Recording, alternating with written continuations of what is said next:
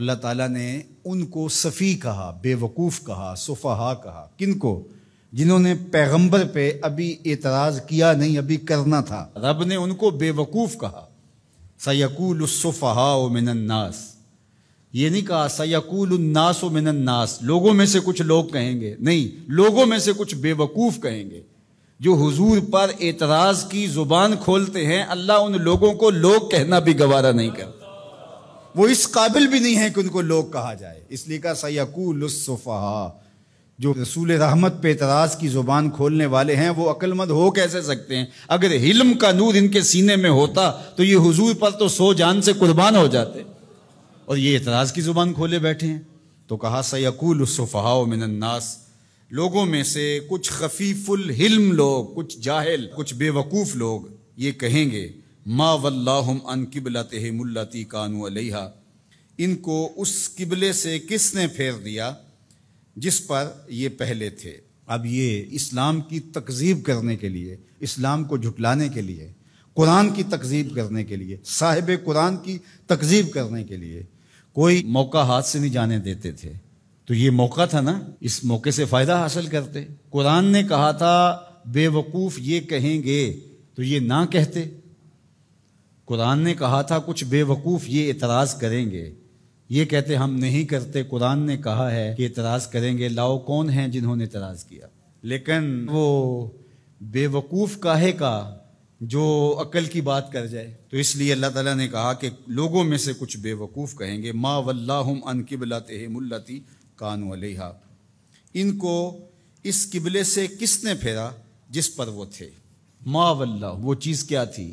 یہ ایک سطحی اعتراض ہے۔ قبلہ کیا ہے؟ قبلہ جائے توجہ کو کہتے ہیں، ایک جہت ہے جس کو متعین کر لیا جاتا ہے۔ سجدہ قبلے کو نہیں ہے، سجدہ کعبے کو یا بیت المقدس کو نہیں ہے، سجدہ تو رب کو ہے۔ تو لوگوں کو یکسو کرنے کے لیے ایک سمت مقرر کر لی جاتی ہے اور سب ادھر رخ کر کے بیٹھ کے یکسو ہو جاتے ہیں۔ میں آپ سے گفتگو کرنے بیٹھا ہوں تو یہاں ممبر رکھ دیا گیا اور آپ سب لوگوں کی توجہ ادھر ہے، لیکن کسی انتظامی وجہ سے یہ ممبر وہاں رکھ دیا جاتا تو آپ سب کی توجہ ادھر ہوتی۔ تو مقصود کیا ہے؟ مقصود تو کلام سننا ہے، گفتگو سننی ہے۔ اب یہ ممبر یہاں رکھ دیا جائے یا وہاں رکھ دیا جائے، تو اللہ جل شانہ نے سجدہ تو اپنے لیے لوگوں کو اس کا حکم دیا ہے، لیکن ایک جہت متعین کر دی تاکہ لوگ یکسو ہو جائیں۔ یہ نہیں کوئی ادھر منہ کر کے کھڑا ہو جائے، کوئی ادھر کر کے کھڑا ہو جائے، ایسا نہیں، ایک جہت متعین کر دی۔ تو جو سمجھدار ہے وہ تو اس پر اعتراض نہیں کر سکتا کہ ادھر منہ کیوں کیا اور ادھر کیوں کیا۔ وہ کون کرے گا؟ جو سطحی سوچ کا مالک ہوگا، جو سفی ہوگا، جو بے وقوف ہوگا، وہی اعتراض کرے گا۔ تو انہوں نے کہا کہ ان کو قبلے سے کس نے پھیر دیا؟ کل، اے محبوب فرما دیجئے، للہ المشرق والمغرب، مشرق بھی اللہ کا ہے، مغرب بھی اللہ کا ہے۔ یہدی من یشاء الی صراط مستقیم، وہ جس کو چاہے سیدھی راہ کی طرف ہدایت عطا کر دے۔ مشرق اور مغرب کا کیا تعلق ہے؟ یہ تو اللہ کے ہیں، مشرق بھی اس کا، مغرب بھی اس کا، پورب پچھم اسی کے ہیں، یہ شرق و غرب اسی کے ہیں، جہاں وہ کہے گا ہمارا سر وہاں جھک جائے گا۔ وما جعلنا القبلة التي كنت عليها الا لنعلم من يتبع الرسول ممن ينقلب على عقبيه، اور ہم نے قبلے کے معاملے کو جس پر آپ تھے، یعنی مسجد اقصی، الا لنعلم، تاکہ ہم آزمائیں، من يتبع الرسول ممن ينقلب على عقبيه، ہم دیکھنا چاہتے تھے کہ رسول کی اتباع کون کرتا ہے، یہ ہم دیکھنا چاہتے تھے۔ اللہ کو تو پتہ تھا بالآخر یہ قبلہ بنا ہے، تو جب حضور مکے سے ہجرت فرما کے مدینہ تشریف لائے تو اللہ اپنے محبوب سے کہہ دیتا کہ محبوب رخ ادھر کر لو، یہ یہودی اعتراض کریں گے، تو اللہ کے محبوب رخ ادھر کر لیتے، یہ تحویل قبلہ کا واقعہ ہی روپ پذیر نہ ہوتا۔ اللہ تعالیٰ فرماتا ہے یہ ہم نے اس لیے کیا کہ ذرا ادھر منہ کر کے کچھ عرصہ نماز پڑھ لیں، پھر دیکھیں رسول کے پیچھے یہ رخ پھیرتے ہیں یا نہیں پھیرتے، یہ قبلے کو مانتے ہیں یا رسول اللہ کو مانتے ہیں، یہ ہم دیکھنا چاہتے تھے، یہ ہم پرکھنا چاہتے تھے، یہ ہم آزمائش کرنا چاہتے تھے تمہاری۔ اللہ اکبر۔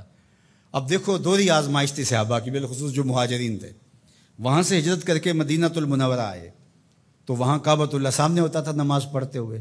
اب جہاں سے بندہ آیا ہو اس وطن معلوف کے ساتھ ایک الفت کا رشتہ ہوتا ہے، اس لیے اسے وطن معلوف کہتے ہیں۔ اب ان کا دل تو کرتا ہوگا ادھر رخ کریں، لیکن 16-17 ماہ ان کا امتحان لیا گیا ادھر پیٹھ کرو جدھر تمہارا جی چاہ رہا ہے، کیونکہ رسول کا رخ ادھر ہے، تمہارا رخ ادھر ہونا چاہیے۔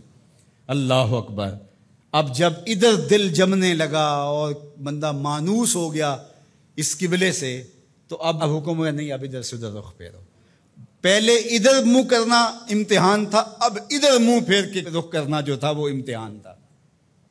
تو اللہ کہتا ہے ہم اس لیے یہ قبلے کے معاملے کو اس طرح بنایا ہے تاکہ ہم دیکھیں کہ کون جو ہے وہ قبلے کی اتباع کرتا ہے اور کون قبلہ نما کی اتباع کرتا ہے۔ ہم یہی دیکھنا چاہتے ہیں۔ یہ بہت بھاری کام تھا، لیکن جن کو اللہ نے ہدایت دی ان کے لیے مشکل نہیں ہے۔ قبلے سے پھر جانا، قبلے سے رخ پھیر کے دوسری جانب کر لینا، یہ کوئی اتنا آسان کام ہے؟ اللہ کہتا ہے یہ بھاری کام تھا، وزنی کام تھا، لیکن جس کو اللہ ہدایت دے اس کے لیے مشکل نہیں ہے۔ اور آپ تاریخ پڑھیں، کسی ایک نے بھی یہ نہیں کہا کہ یہ کیا ہوا، حضور کے سارے غلاموں نے رخ پھیر لیا۔